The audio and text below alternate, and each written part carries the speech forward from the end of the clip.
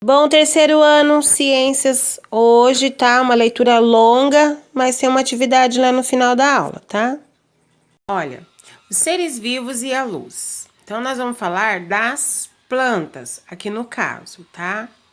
As plantas e os outros seres utilizam a luz, o gás carbônico e a água do ambiente para realizar um processo chamado de fotossíntese e fabricam o seu próprio alimento. Então, o que é fotossíntese, pessoal? Olha só, as plantas realizam o processo da fotossíntese para que elas mesmas possam produzir a energia necessária para que elas possam se manter vivas. Essa energia seria a glicose, tá? Então, elas, com as suas raízes, elas captam do solo os nutrientes necessários, transporta até o caule, pelo caule, e na presença da luz solar capta esse gás carbônico. Então, esse é um processo químico que, ao transformar esses elementos em energia para ela se manter viva, ela libera no ar para nós oxigênio, ok? E ao contrário dos animais, a planta produz o próprio alimento. Os animais têm que ir à procura e caçar os seus alimentos. Olha só, aqui está dizendo então que a luz solar é muito importante para as plantas, certo? Porque elas fazem parte do processo de produção do alimento da própria planta. Então, para muitos animais, a luz é uma importante fonte de informações sobre o ambiente. Veja que agora estou falando dos animais e da luz. Por exemplo, as minhocas que não têm olhos bem desenvolvidos são sensíveis à presença ou à ausência de luz no ambiente. O que eu quero dizer com as minhocas aqui? Então, as minhocas possuem uma pelezinha muito fininha. Então, ao serem expostas à radiação solar, que seria a luz solar, elas ficariam desidratadas e morreriam secas. Ok? Pega uma minhoca e coloca ela na calçada para você ver e deixa ela a tarde toda lá. Ela vai morrer seca. Ou seja, o líquido presente na sua pele, na minhoca, vai secar e ela vai morrer. Então, o sono, a variação da temperatura do corpo ao longo dos dias nos animais, a germinação e o florescimento das plantas são outras funções dos organismos vivos que também são influenciadas pela luz e seguem um padrão que depende da duração dos dias e das noites. Então, nós estamos falando de nós também, né? Nós também somos animais e dependemos da luz solar. A luz solar também é uma fonte de energia para nós. Serve para auxiliar o nosso corpo produzir enzimas que favorecem a quebra de proteína para o nosso organismo trabalhar rápido, tá? E também está falando do padrão de duração dos dias e das noites.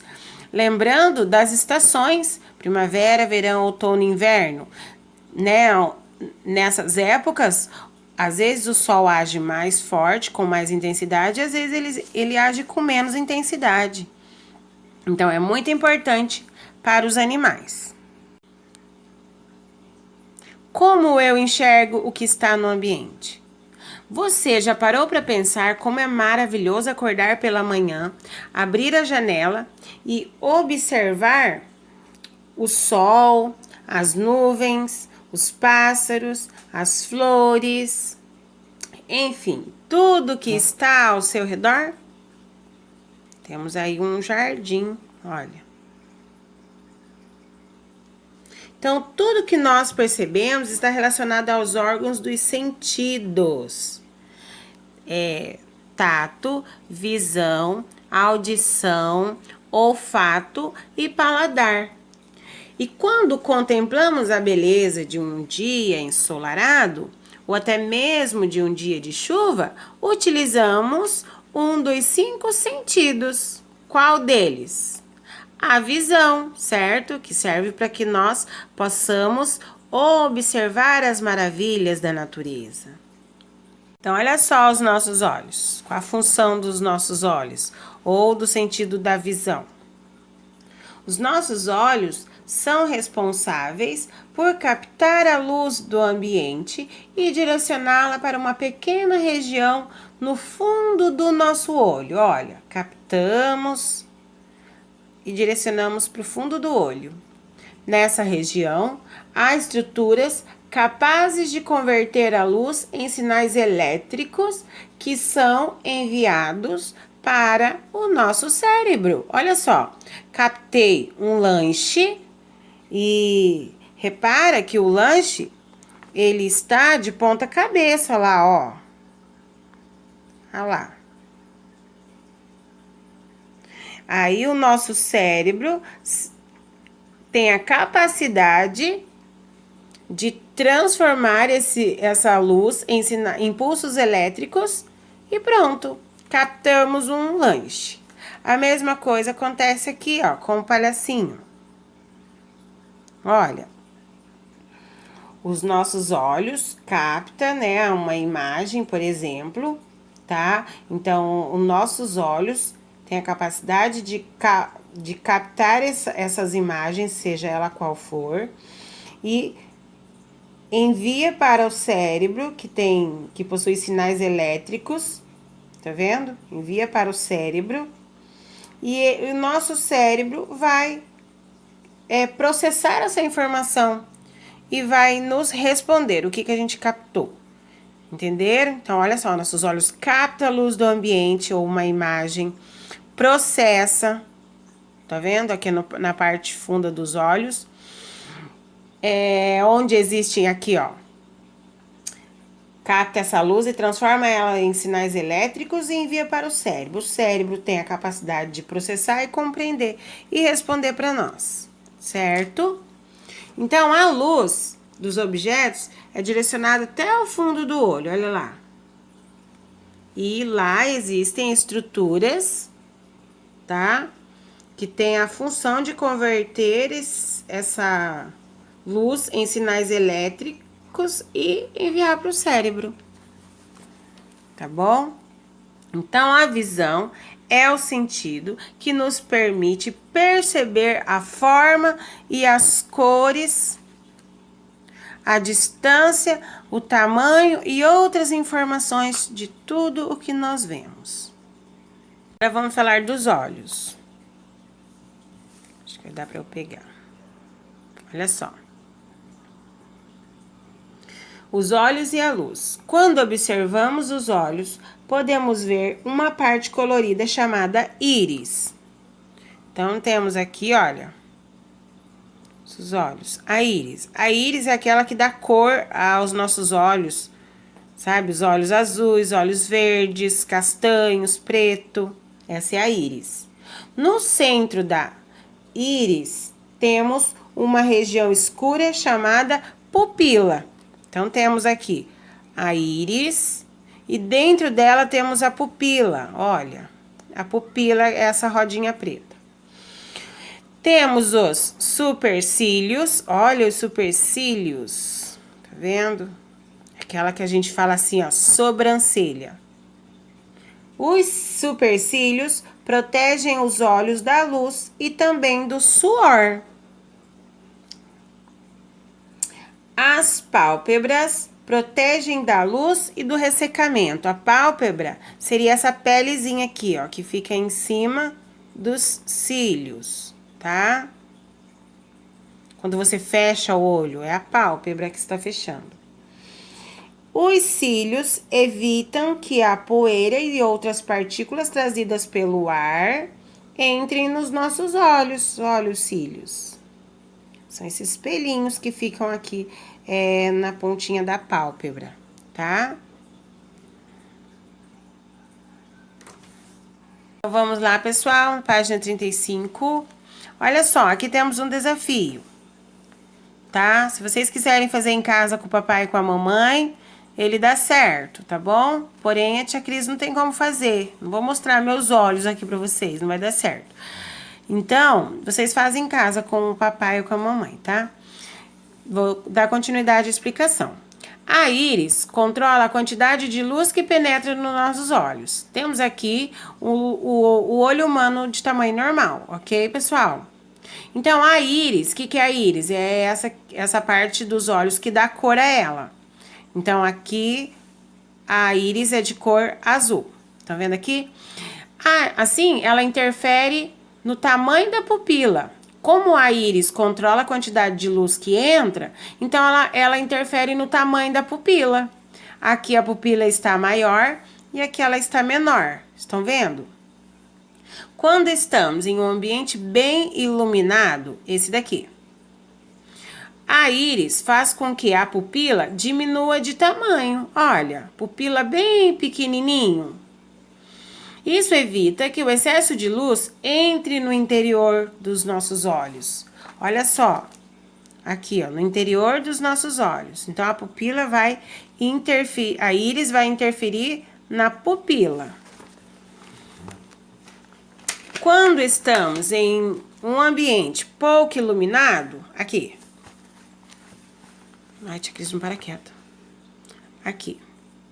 Quando estamos em um ambiente pouco iluminado, a íris faz com que a nossa pupila aumente de tamanho, olha. Pupila como ela está grande. Então, isso permite que entre com a maior quantidade de luz possível no interior dos nossos olhos. E vocês vão perceber, se fizerem esse desafio aqui, que se vocês estiverem no escuro, a pupila vai aumentar de tamanho. Ela vai tentar procurar o máximo de luz que ela puder encontrar. Então, a regulação da quantidade de luz é importante para permitir que a visão dos objetos seja adequada e também para que não haja dano no fundo do olho, região repleta de receptores de luz que promovem a visão.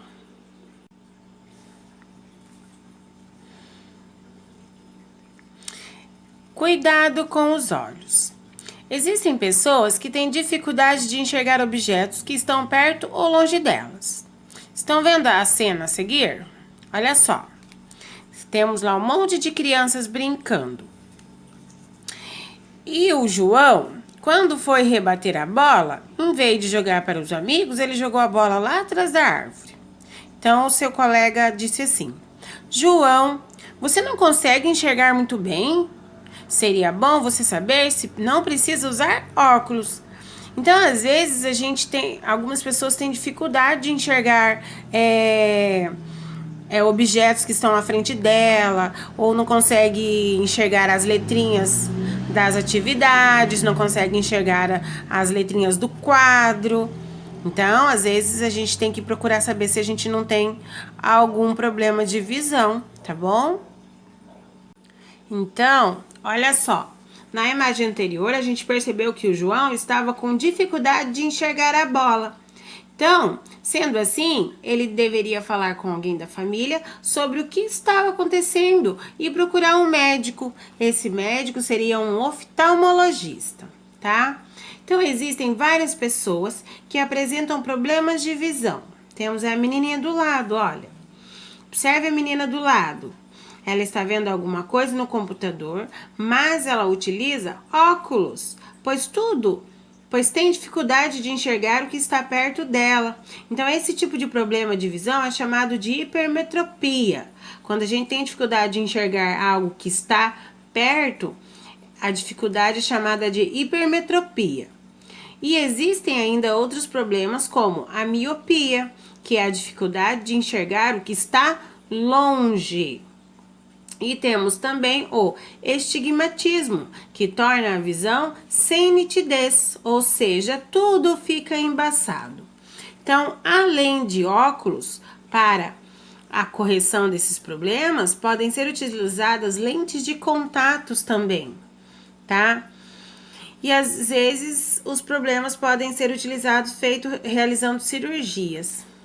Vocês sabiam que a luz é a principal responsável pelo desconforto quando alguém fica muito tempo olhando para uma tela?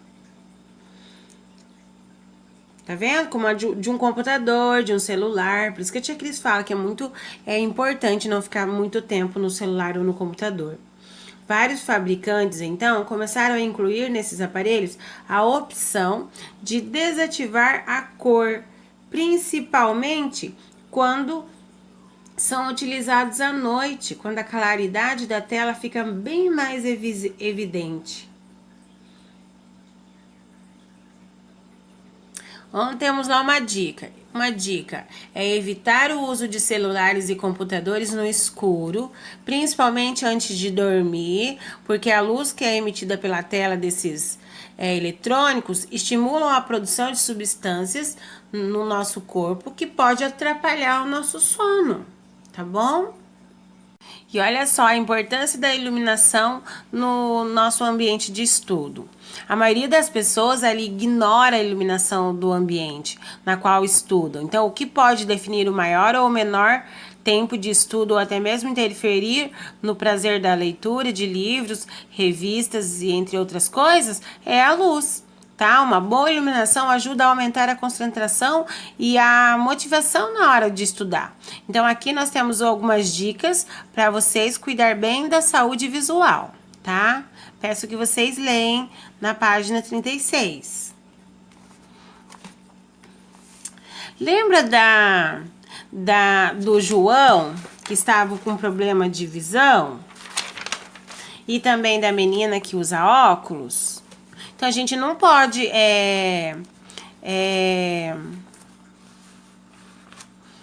como que eu vou dizer? Então, olha só. Lembra da menina que usa óculos? Do João, que tem dificuldade na visão? Ele ainda vai descobrir, né? A mamãe dele vai levar ele para descobrir que ele tem. Então, e temos também as pessoas que usam cadeira de rodas, usam muletas. Essas pessoas são como nós, só apresentam alguma dificuldade, alguma limitação, mas elas são pessoas como nós, então nós devemos a elas respeito, tá? A gente não pode colocar apelido em pessoas que usam óculos, em cadeirantes, pessoas que usam cadeira de roda, que usam muletas. É muito importante que a gente respeite a diversidade física das pessoas também, tá? Observando os objetos, olha. Temos aqui, então, alguns aparelhos e equipamentos que nós utilizamos para observar objetos pequenos ou objetos que estão longe e também para corrigir defeitos na visão. Olha lá. Temos o microscópio, ele é utilizado para ampliar a imagem de estruturas bem pequenininhas, às vezes invisíveis a olho nu, tá? Ela amplia. Como como que forma a nossa pele aqui, por exemplo, ó. O microscópio é bom para enxergar os poros, os elementos presentes no sangue. A lupa. A lupa é um instrumento capaz de ampliar a imagem dos objetos que estão próximos de nós. O telescópio, ele é um instrumento utilizado para observar objetos que estão a longas distâncias, muito distantes. Pode ser utilizado para observar a lua e as estrelas. Os óculos são utilizados para corrigir problemas de visão como miopia, astigmatismo e hipermetropia. E também temos o binóculo, que é um instrumento utilizado para observar objetos que estão distantes, facilitando assim a visualização dos mesmos, tá? E olha só quem tá do ladinho aqui, Galileu Galilei. Galileu Galilei é um personagem muito histórico, muito importante porque ele é considerado por muitos o pai da ciência moderna. Galileu, inspirado na luneta, construiu o primeiro telescópio. Tá vendo aqui? Não foi ele que criou esse, mas ele que é criador do telescópio. Que inspirou ainda na luneta, certo? Foi melhorando por ele entre 1609 e 1610. Então, desde então, esse instrumento tem ajudado muitos cientistas a compreender melhor o que acontece no céu. Então, olha só, Galileu Galilei nos conectando com a história. Como nós já falamos sobre a importância de valorizar as diferenças físicas das pessoas, vamos falar sobre a deficiência visual, tá? A deficiência visual caracteriza-se pela limitação ou perda das funções básicas dos olhos e do sistema visual. As pessoas que não têm sentido da visão costumam se orientar utilizando outros sentidos. Assim, então, podem realizar diversas atividades. Olha só. Algumas pessoas deficientes visuais contam com a ajuda de cães-guia para se locomoverem, como a mulher caminhando ali, olha. Temos também o sistema Braille. Tá vendo lá, menina? Ela tem não possui o sentido da visão, certo? Então, o sistema Braille foi criado pelo jovem francês Louis Braille, nascido em 4 de janeiro, que é considerado o Dia Mundial do Braille, em 1809. Esse sistema é um código universal que permite às pessoas com deficiência visual se beneficiarem da escrita e da leitura, porque proporciona acesso ao conhecimento e favorece a inclusão na sociedade e no pleno exercício da cidadania. Então temos aí, olha, a menina, os símbolos no sistema em Braille, os símbolos em alto relevo representam as letras do alfabeto. Os números e os sinais de pontuação e de acentuação que podem ser perfeitamente percebidos pelas pontas dos dedos. Então, olha só, no Brasil, o Brasil, na verdade, foi o primeiro país da América Central a adotar o sistema Braille, trazido em 1850 pelo jovem cego José Álvares de Azevedo. Nasceu em 8 de abril, Dia Nacional do Braille. Então, nós temos o Dia Mundial do Braille, que foi quando o jovem Louis Braille criou o sistema Braille, e temos também o Dia Nacional do Braille, que é um brasileiro que trouxe para o Brasil o sistema Braille. Jogo rápido.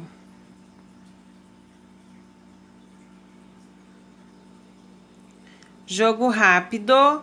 Vá até o material de apoio e conheça, exercite e recorde o alfabeto, as pontuações e as numerações em Braille. Em seguida, tente decifrar a frase que está escrita em Braille. Escreva abaixo a mensagem encontrada. Pessoal, escreve a mensagem aqui na apostila para a tia Cris, tá bom? E todas as vezes que a tia Cris mandar atividade, tenta o máximo que puder, escrever a resposta na apostila. Agora, se eu pedir no caderno, daí faça no caderno, tá bom? Mas aqui cabe a mensagem do alfabeto Braille lá, para vocês fazerem para a tia Cris. Beijo, até a próxima aula.